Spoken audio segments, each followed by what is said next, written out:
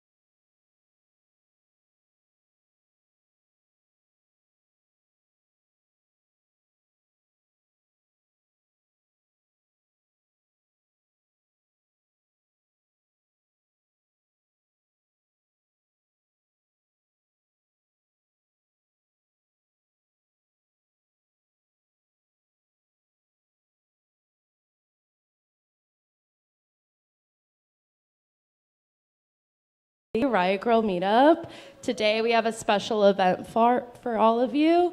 We're doing a Sister Girl talk with Honeychild Coleman. And I'd like to introduce, you could go ahead, and I'd like to introduce our panelists. We have Courtney over here. We have Milan over here. We have Cecil, and that's Gigi. And I'm gonna get off the mic and let all of them speak.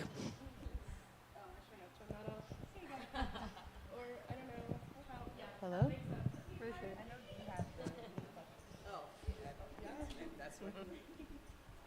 So is this it? Are we starting now? Yeah, do you want to start? Guess so. Okay, well, welcome. It's so awesome to have you here.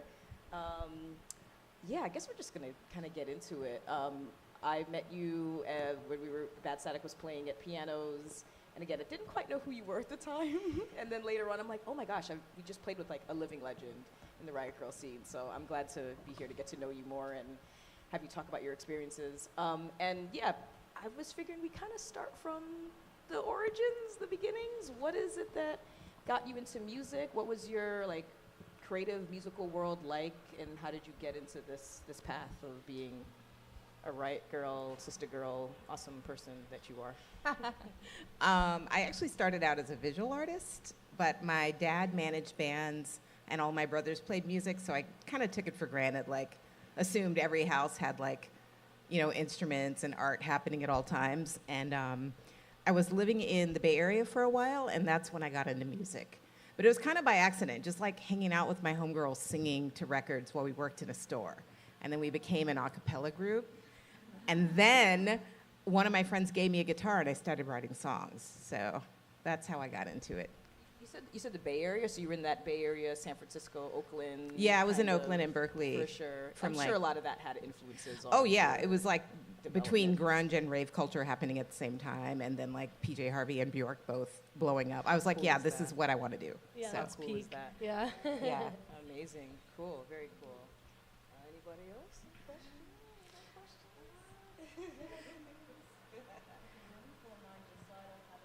Kind of going off of that, so you were talking about electronic and then also like rock, and that's kind of your two music focuses now still, right?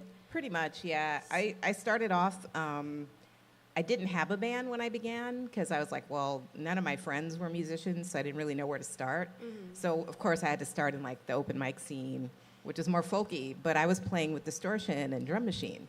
Cool. So, because I was also really into shoegaze. So I was like, oh, I kind of feel like I'm too loud to be here, but venues don't really know what to do with me because it's just me. Right. So that was like, how do I find my place? And then I came back to New York and slowly began to find my people. Okay. I was just going to ask you, when and where did you start getting your tribe going? When did people start hearing the message? When did they start picking it up? And yeah. Yeah, it actually kind of leads to me meeting one of the Sister Girls because I started as a busker in the subway, and I met this kid named Rich, and then we would bus together. And one day he's like, oh, you want to come to my house and jam? So I'm like, sure. I go to his house, and Simi hears us and comes down the stairs and just jumps in on electric violin. So she was the first Sister Girl that I met, you know, and then like years later I met everyone else. Sick. Yeah, I guess my question is, you guys met each other, you were friends, and then you were playing music together, and then you met other girls like you. When did you decide to kind of take just like your friends and community and turn it into like an actual like movement? And did you know that's what you were doing?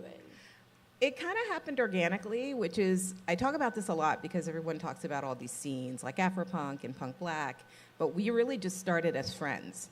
So before Simi and I even thought about doing a show together, you know, I would see her at like Organic Grooves, which is another kind of freestyle electronic party that happened in a furniture store where I would do vocals, she would be playing violin, random people would come in and out. And then when we met Tamar, like I met her because she was friends with my roommate. So like while he was cooking dinner, we basically kind of stole her as a friend. And then we would all like go skateboarding together and listen to records and watch videos and just hang out. So that was the basis of us knowing each other before we even decided to do shows. Tamar rocks, by the way. Like, yes. I've been listening to some of the stuff, and it's like, wow. This could have been easily up there with some of the more grungier sounds that we were hearing earlier, and we were just talking about this, how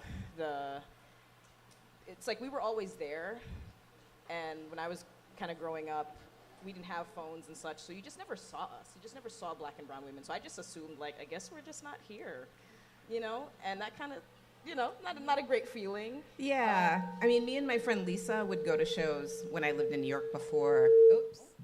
I'm too close. And we would basically play a game called Count the Black Girls in the Room, us being two of them, wherever we went, because it was just spread out and sparse, even like going to goth clubs or whatever.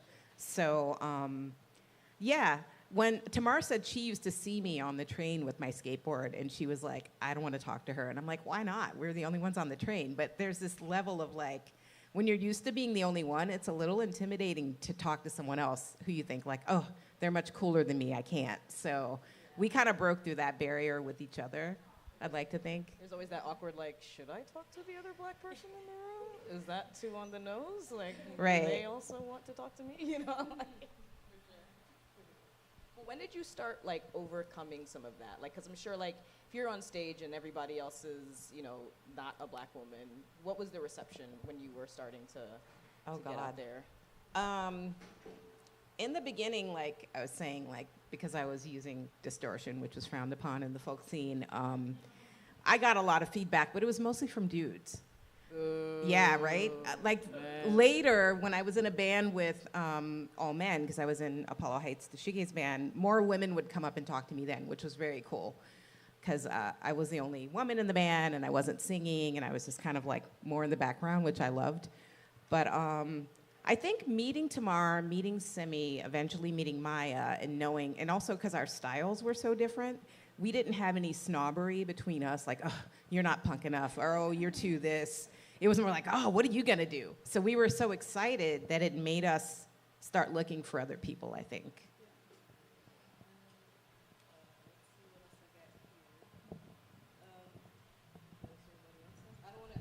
I'd love to talk about like how the location of things like changed everything. Like we all know how like Riot Grrrl started in like the Pacific Northwest. This is like on the other side of the country. Like New York City is such like a, you know, like such a place of like.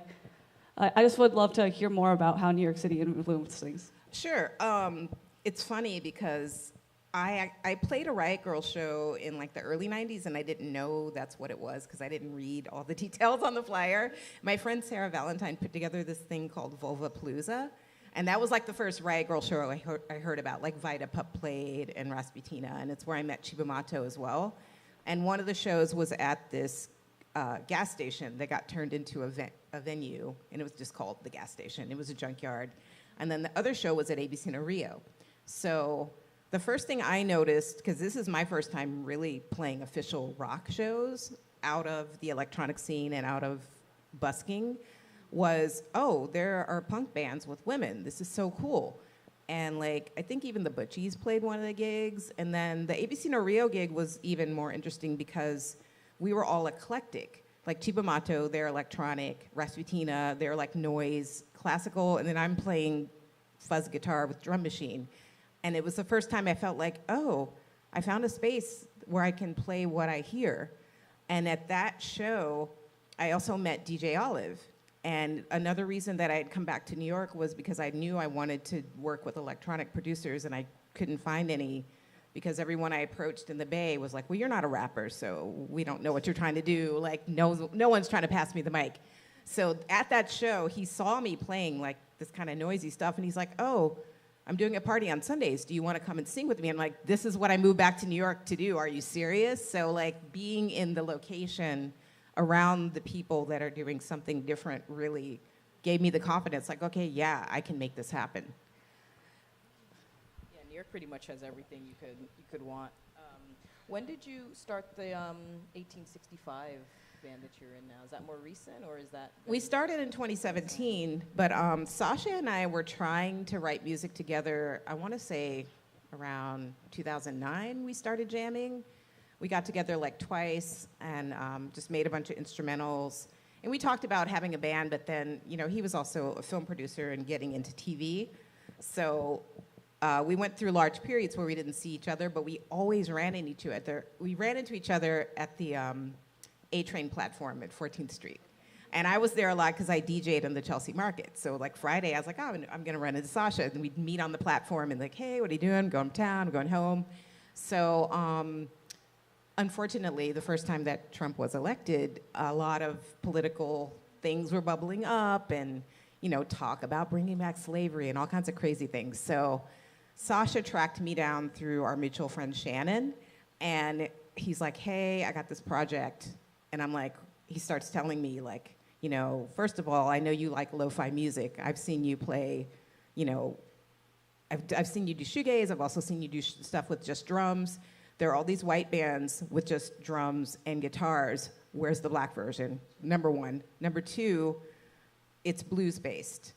Number three, it's political. And I'm like, okay, I'm down. Just send me what you got. What are you doing? So he sends me the rough recordings that he'd done with Chuck with just guitar and drums. And I was like, I am going to play guitar too. We don't even need bass. Whatever. Let's just do something different. And I just started writing right away. Like it just clicked. I'm like, the more I'm hearing you talk, because we're here talking about like Riot Grrrl and Sister Girl, but there's so much more going on here, which I'm really, really, really digging. And even with the 1865 like project, one of the questions that I had here that I'm not quite sure how to ask it now, but I feel like, yeah, there's a lot of, at least for me, what I would like to see more is like a kind of decolonization lens introduced into these more like punk rock riot spaces. Do you think that that's what 1865 is doing? But again, it's so much more than just Riot Grrrl, or even, it's not even Riot, you know what I mean? You know what I'm saying? I think the fact that they trusted me to be the front, not just a girl singer, which not saying vocals aren't an instrument, but sometimes, like I've been in many bands where they don't want me to even touch an instrument, they just want me to sing, which, you know, depending on what it is, could be boring if you like to do a lot of things. So knowing like from the beginning, like the first song we wrote was Buttermilk, which if you don't know our music, that's cool. It's from the view of the wife of the slave master and how she feels toward basically the enslaved woman that her husband is like taking advantage of. And it's heavy. And as soon as I wrote, I was like, hey, is this too heavy? He's like, no, keep going. Like as soon as somebody gives you the green light to be yourself, like the chemistry is insane. So I felt like a big responsibility to not be shy with the music, with the theme, with taking up that space. There's a lot of space to take up, particularly like you're saying, it's, you know, 2016, and now there's so much more to be saying. What do you think Riot Grrrl, is this not good? What am I doing? Yeah, what do you think some of the messages like we could be working on more now in our scene? As an elder punk, or the auntie, the godmother, as I like to be called, people call, I feel hope, because look at everybody in this room. Like in 1998, this was not the case. And to go to shows, and like we were just talking about, like every time you play a show and it's with a new band and you listen to what they're doing and you see who's showing up for them, and we're not begging anyone to come, we're inviting people to experience our expression. I think that has a lot of potential. And it's infectious, like it's happening in waves, and it's really beautiful to witness. Yeah, I'm glad I'm getting involved in this scene around this time, because like I said, when I was coming up, didn't even think, I just resigned myself to believe that we just weren't here, and yeah, no, not the best feeling. What do you think? What do you think? Like, what kind of spaces we can create for more Black and brown women to feel more comfortable being in these spaces, or come into the space and start, you know, creating music? I think it's similar to how we felt when we threw the first Sister Girl Riot. It was the first time we all had a predominantly Black audience, and it's just because we invited our friends. And all of our friends weren't punk. They didn't look or dress like us or even listen to what we were doing, but they came in droves, and then they're like, oh, I can go to CBGBs. I can walk into that space, and it's okay for me to be there. So I feel like like I rep for the neighborhood where I grew up in Kentucky. It's called Okolona because I want black kids in Okolona to know they can be themselves.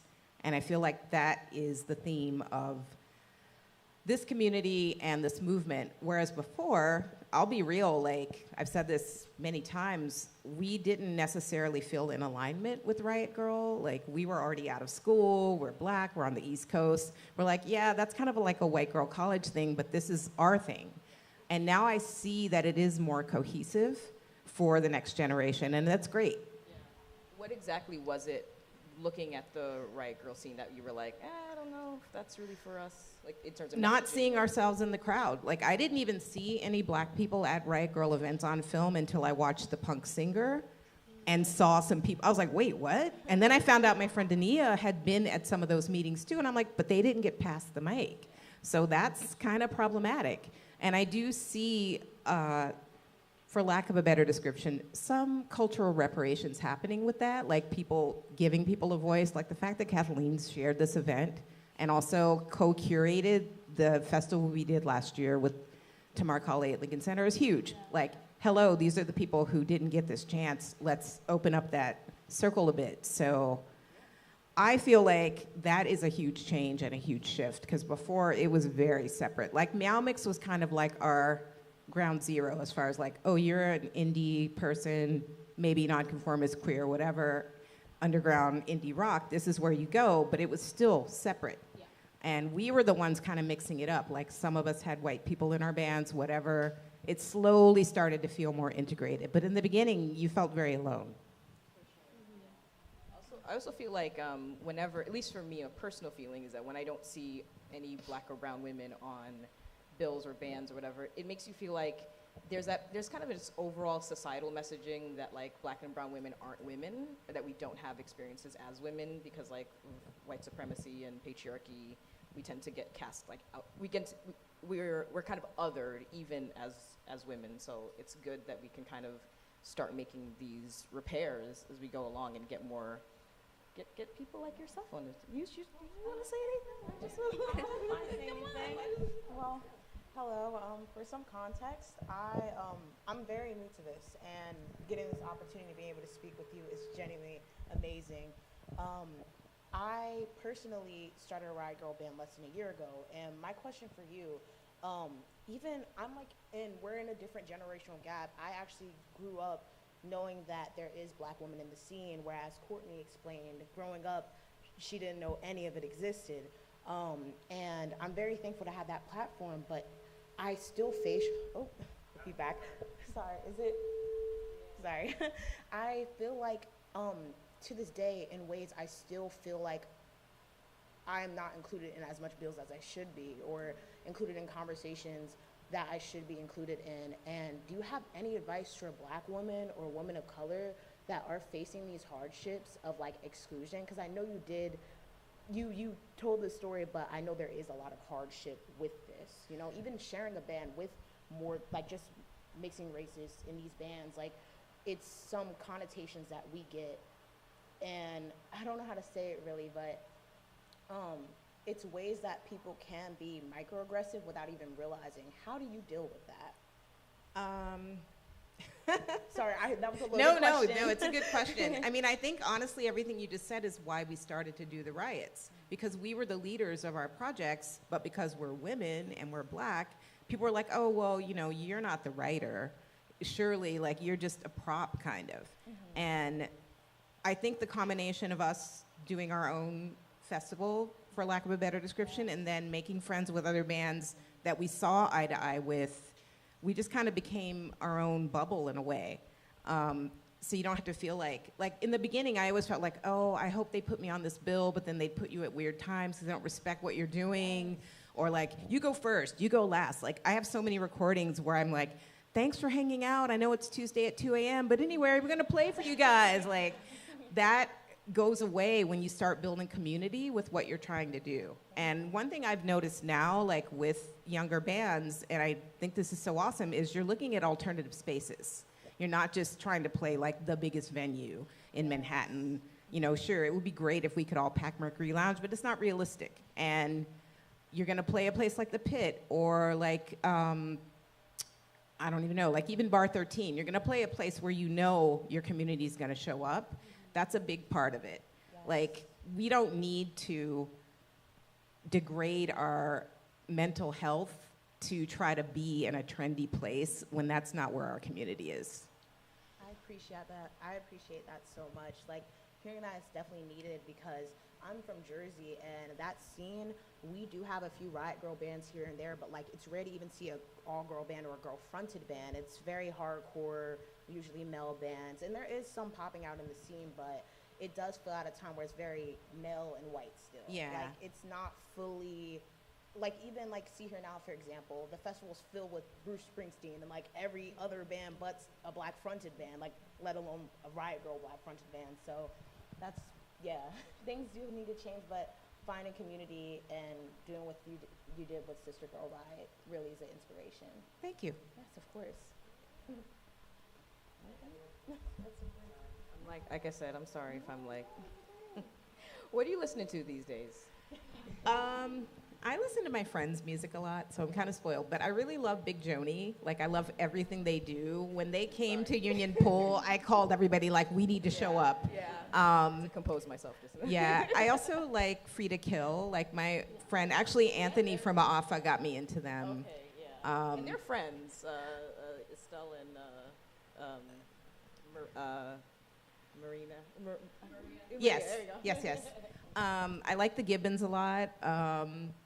Who else? Like, during the pandemic, I don't know what you guys did. I spent all my money on records. So anytime if someone said, oh, I'm releasing vinyl soon, I'm like, let me pre-order.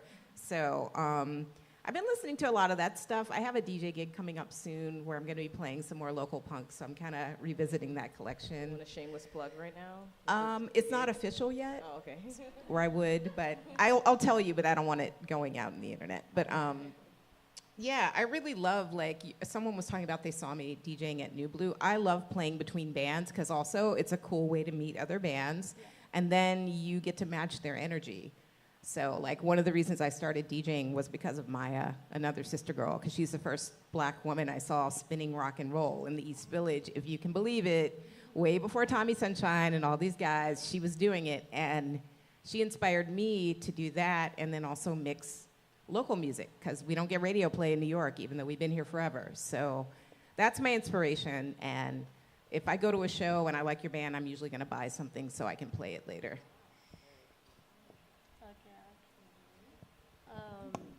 I have a question. You've been DJing this whole time as well as playing out shows? I started DJing in '99, so Okay. 1 year after the Sister Girl Riots Okay, started. cool. So when you were doing the Sister Girl Riots, you were playing like your own set with the drum machine and the distortion and like by yourself, or was it full Actually, band? Sister Girl Riots is the first time I put together a band. Oh, okay, so you were yeah. full band for it. Yep. Cool. Okay, that was my question.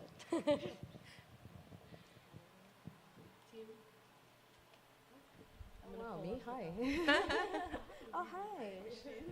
Yeah, I mean, like I said, I don't want to take up all the space. I mean, I could I'd go love to on. just talk more about like the difference between the scene back then and the scene now, and also like what do you think is better, and also what do you think is worse now?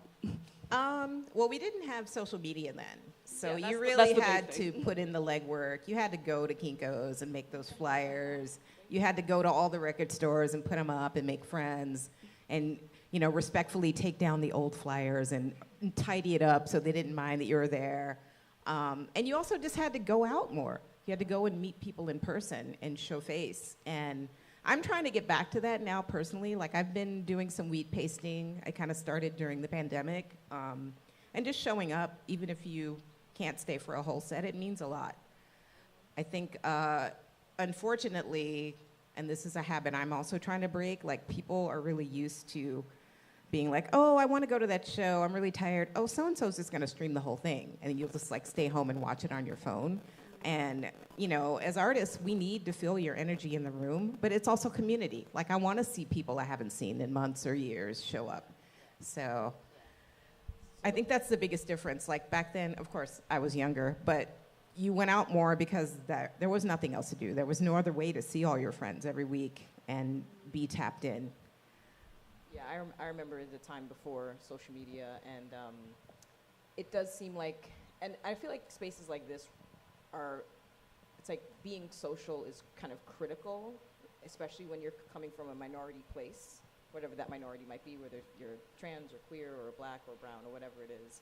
And yeah, that's how we're supposed to like create our community, have people show up for us. It's gonna be us, you know what I mean? Like no one else is gonna come out instead of, instead of doing our thing, so. I think another big difference too, like I keep talking about Meow Mix because it was such a important space. It's the first venue I ever went to, and maybe the only one where it was completely run by women, femmes, no dudes. Sound, security, everything. And now that's super common. It's super common to go into sound check and your engineer is not a white man. You know, it's so amazing that you can talk gear and talk shop and go into these spaces and feel seen and not feel belittled. And that's a huge difference. Do y'all have any last questions before we open it up? Yeah, I do. I have one more. Yeah. How has this scene changed your life outside of music?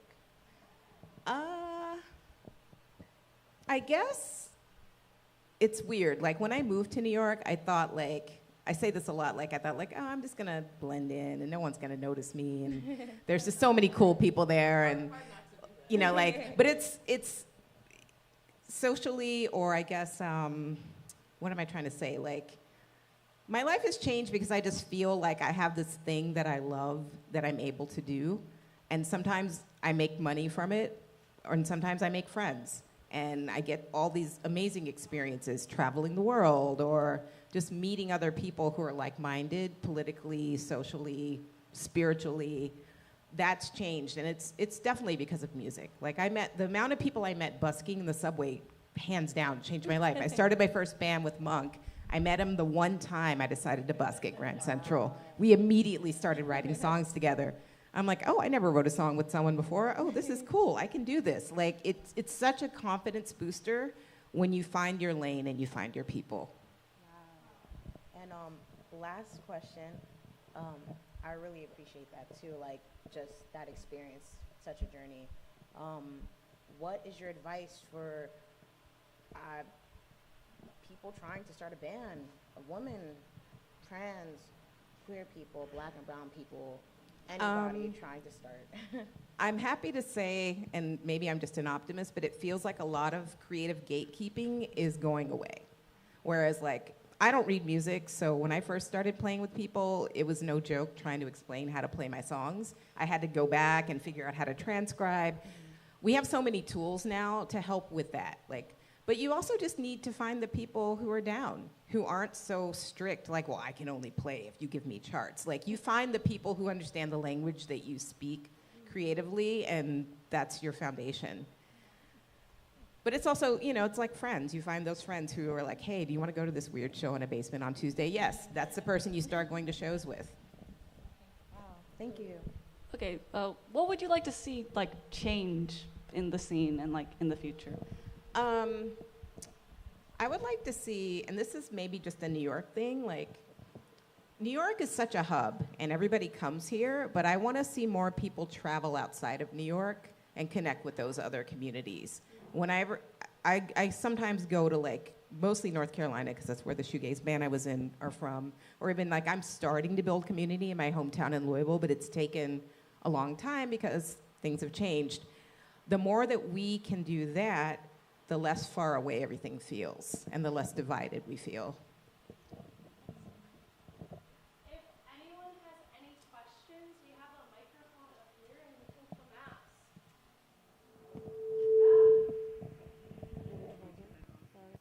Oh, wait, it's somebody I know. Hi. Hi. Hi. And I love you. This is awesome. This is so inspirational, just for our interpersonal relationship. But I guess my question for you is, you brought up a lot of community and how a lot of your perseverance in continuing your relationship with music comes from the community that you've established. I know you spoke heavily on New York, but I guess my question for you is, what do you have to say for the self-perseverance, the times when there aren't necessarily community by your side, what keeps you motivated to either learn what the chords mean on paper or whatever, whether it comes to transcribing, booking, what keeps you going yourself?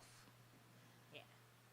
That's a great and complex question. And I have to kind of tap into the New York energy again, too, because I feel like so much about being here and trying to survive as an artist is you got to stay hustling, you got to keep doing stuff. But I feel, especially as I've become an elder punk, you have to take care of yourself. And if it's not fun, you don't have to do it. And there's no rule to say how many times you have to play a show, how visible do you need to be, how much do you need to be online. Like, there are all these external pressures telling us how to be as people, as Americans, as black women, as punks, whatever. Listen to your inner voice. If you're tired, if you want to take a break, take a break. You'll be a happier person and you'll have more to give to yourself and of yourself. But I feel like, especially because I would say I'm a solo artist equally as much as I'm in other bands. And sometimes you just got to really step back and be like, is this for me? Do I need to be doing this right now? Thank you.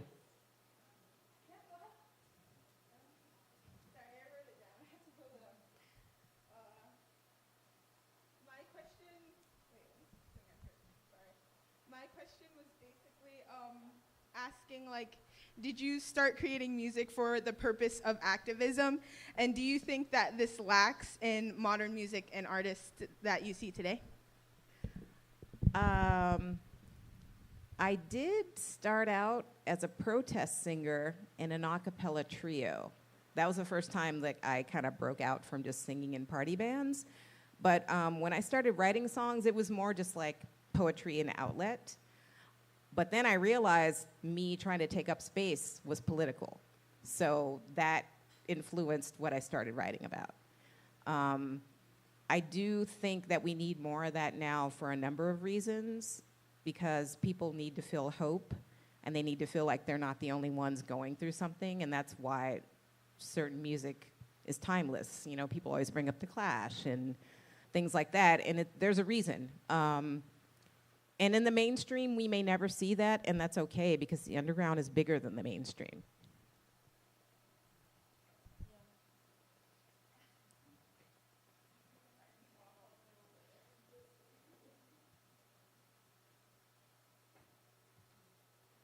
Hi. Hello. I have a solo project and I'm an artist. I'm Hypothetical Star. Thank you for your wisdom today. I got so much from it. The thing that really hit for me, and I'm sure I had chills, was just like finding your people and just looking for the yes to yes energy. Thank you for that. That was so meaningful. But the question that I have that I understand, I'm somewhere between the original Riot Girls. I was like the baby fan of La Tigra, so that gives you kind of the era slice. I was hanging out with all the boys in the hardcore scene, and I didn't have that thread into the femme environment. And I'm it, they pronouns, just to put me on an evolutionary scale of queerness. But my question is, and I know that the Riot Grrrl movement, because I'm an elder, is to, and I'm also encouraging the room, I'm also giving wisdom, but I want to hear your point of view on this, is how do we share our lore and archive? And I know the Riot Grrrl movement, you know, Kathleen Hanna in particular has given Riot Grrrl zines to the Fales Library here in New York, if you haven't visited it. I'm in Chicago, so I got to schedule a day for that. But you all are here, so you should go together in teams and learn from the original media and then come up with your own from this event. But I would love to know how you archive yourself and how do you seed your work. Thank you. Thank you. I'm in the process of handling a lot of archives at the moment because I'm a hoarder, and I have everything from all of the Sister Girl riots. I have photos, flyers, everyone's music.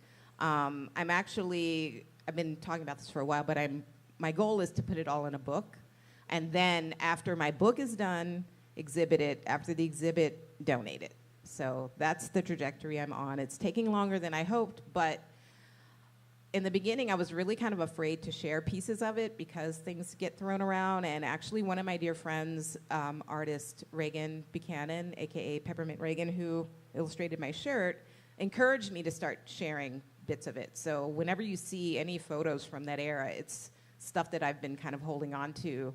And I think we need that footprint because people are looking for our stories. I mean, like Reagan has told me this, other people have interviewed us, same thing.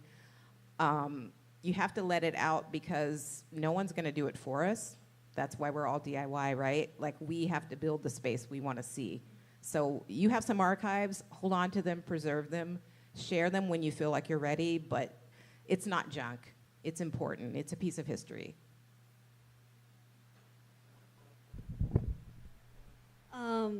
Well, I'm a Mexican girl who lives in Arkansas, so I really appreciate you sharing, you coming from Kentucky. I'm originally from Mexico City, but I moved to Arkansas for grad school, and I don't know, it's been really isolating, like, because I'm in an experimental media program, like, you know, it's like, I love Brian Eno, and I understand all these cables, and it's like...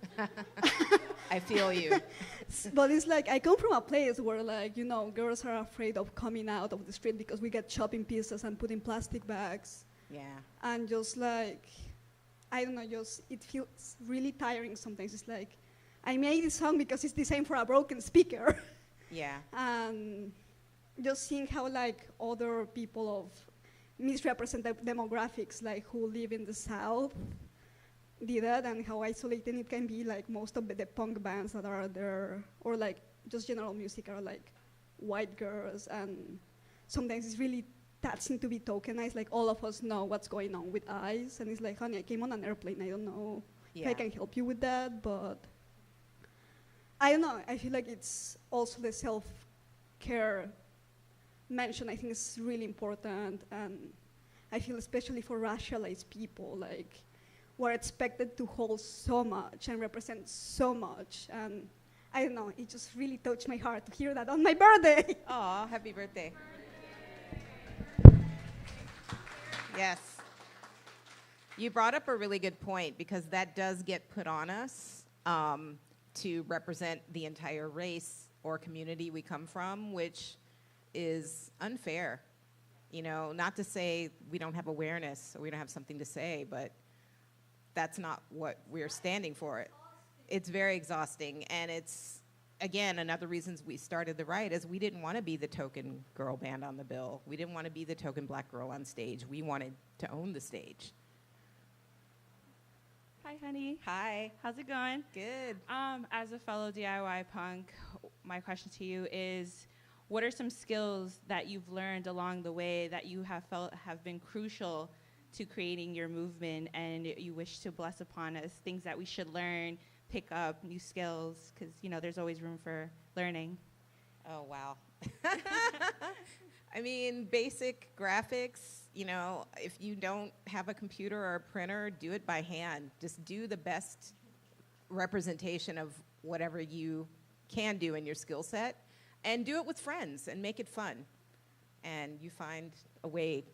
There's always a way to do something and get your message out. Hi. I was curious, you talked about Meow Mix, and I got to work with Meow Mix a little bit last year when they did their reunion, and it was such a wealth of like knowledge and people and connection, which was kind of crazy to get to dive into a little. But I feel like spaces like that are a little less prevalent now in many, many ways, partially out of like the need for them not to be as prevalent, which is like a privilege in many ways. You see like the death of the lesbian bar is like a similar experience, right? And now they're starting to reemerge again. Do you feel, I guess two parts, like that spaces like Meow Mix are, like, do you feel as though there's something similar now that does exist currently, maybe? And do we feel like it's like as important as it used to be, or we get to like build our own spaces now and they don't have to be so isolated? We are very fortunate that we don't need a Meow Mix now, as far as like a safe space to be. But there's a bit of magic that's lost, and sadly, it's because of real estate. Same thing happened with Max Fish. Like, if not for real estate being crazy, it would still be open. There'd still be a cool place to go hang out and see skaters and see punk bands. With Meow Mix, I think it would be nice to see something similar open because there is something really important about representation, about walking into a space and knowing the whole staff is really there to hear you. And there's not going to be beef and the sound person isn't irritated because you have vocal effects and no one told them. Like, people are just a little more organized when it's us doing it. And not to say men can't be competent, but again, it's a community. It's a community effort. And, you know, like a lot of venues, unfortunately, only look at how many people are you bringing. They don't care about programming. They don't care that maybe somebody came to see your band and now they're going to come back because the vibe was cool, because everybody's got to pay rent. And that is a sad, unfortunate thing about what's happened with a lot of clubs now.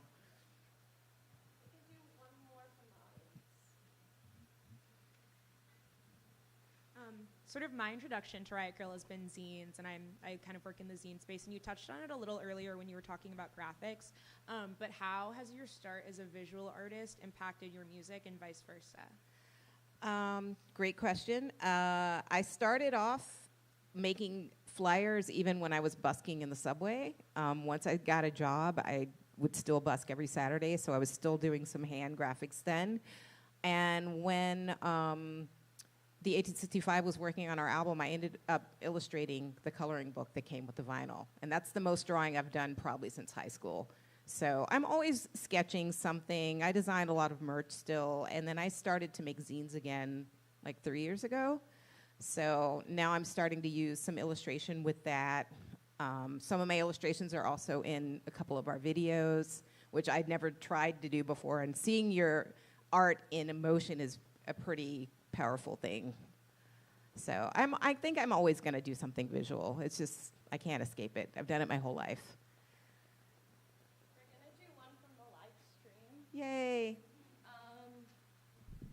How can we bring punk and Riot Grrrl into other boroughs? I'm from the Bronx. How can we meet similar-minded people and create community in a borough that feels like punk isn't really highlighted? We have a lack of small music venues and the stigma behind the Bronx. I feel like we're missing out. I know a couple of bands that I had met through the Bronx space last year. I think that inviting bands that you like to play in venues that you like is important. Like, people from out of town do that. They're like, hey, please come to my town. Okay, cool, where should I go? And then they tell you. I think we have to do this with the Bronx, with Queens, and with Staten Island. Because right now, the only venue I've played consistently outside of Brooklyn and Manhattan is the Shrine, which I love. Like, when it opened, we called it the CBGBs of Harlem. We need that energy in all the boroughs, because New York City has a lot of bands. And why do you always have to leave your borough to play? When the community is there, we just don't see each other because we don't have that gathering space. So tell us where to go in the Bronx, and tell us the bands we should play with, and help us connect.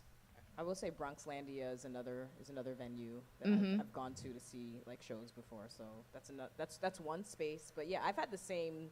I mean, I'll be leaving the Bronx soon, but yeah, I've had the same thought when I was like, I'm there. I'm like, yeah, where's all the creative people that aren't? And again, like, Bronx is hip hop. So where is it that's not hip hop? Right. It's not rap. So. I mean, there's a skate park in the Bronx. We should be having punk shows there. Yeah, there you go. No brainer.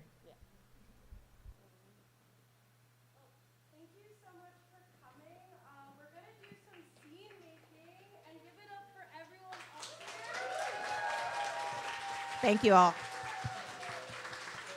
Yeah, thanks again, Honey Child. It's Thanks. Awesome.